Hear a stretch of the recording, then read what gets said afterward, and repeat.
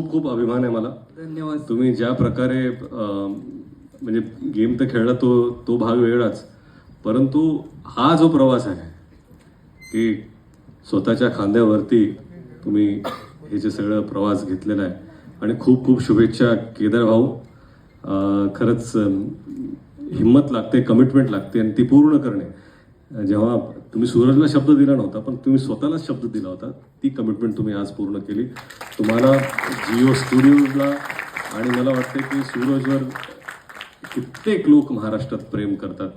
त्यांनी खरंच थिएटरमध्ये जाऊन जसं तुम्ही सूरजला सपोर्ट केलं बिग बॉस टी व्हीवरती शोमध्ये, तसंच मला वाटतं की सूरजचा हा प्रवास अतिशय महत्त्वाचा आहे.